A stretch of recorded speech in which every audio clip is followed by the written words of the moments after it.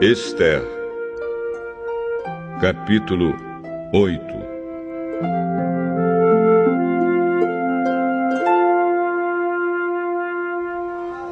Naquele mesmo dia, o rei Xerxes deu à rainha Esther a casa e os bens de Hamã, o inimigo dos judeus. E Mordecai foi apresentado ao rei, porque Esther contou que ele era seu parente. Então o rei tirou o seu anel sinete, que ele tinha tomado de Hamã, e o deu a Mordecai. E Esther nomeou Mordecai como administrador de todos os bens de Hamã. Depois Esther se jogou aos pés do rei e, chorando, pediu que anulasse a ordem de Hamã, o descendente de Agag, e que não deixasse que o terrível plano de Hamã contra os judeus fosse executado.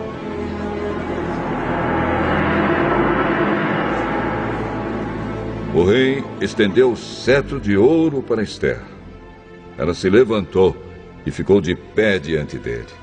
Então disse: Se for do agrado do rei, e se eu puder contar com a sua bondade, e se o senhor achar que o que eu peço está certo, então assine um decreto anulando a ordem de Amã, a ordem que o filho de Amedata e descendente de Agag deu, para que no reino inteiro todos os judeus sejam mortos. Pois eu não poderei suportar a destruição do meu povo e a morte dos meus parentes. E o rei Xerxes disse à rainha Esther e ao judeu Mordecai: Eu mandei enforcar Hamã, por causa do plano que ele havia feito para matar os judeus. E dei todos os seus bens a Esther. Mas uma ordem dada em nome do rei e carimbada com anel real não pode ser anulada.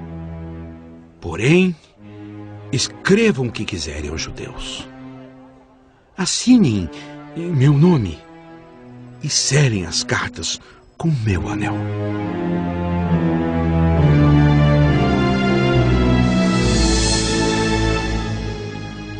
Isso aconteceu no dia 23 do terceiro mês, o mês de Sivan.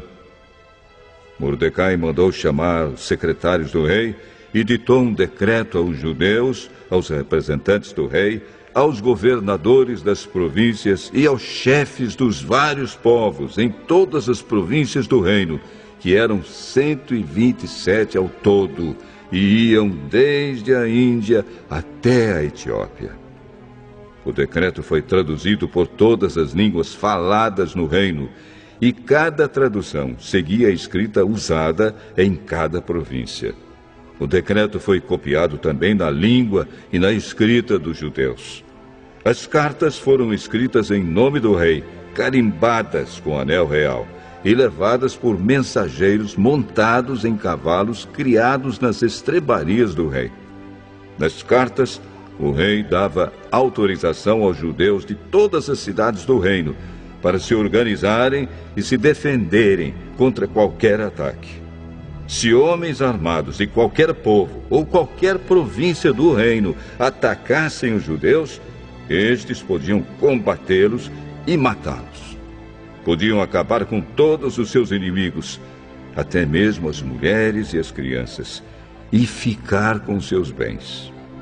Em todas as províncias, os judeus tinham ordem para fazer isso no dia marcado para a matança, isto é, o dia 13 do 12º mês, o mês de Adar. Uma cópia da ordem do rei devia ser publicada como lei e ser lida em público em todas as províncias, para que no dia marcado os judeus estivessem prontos para se vingar dos seus inimigos.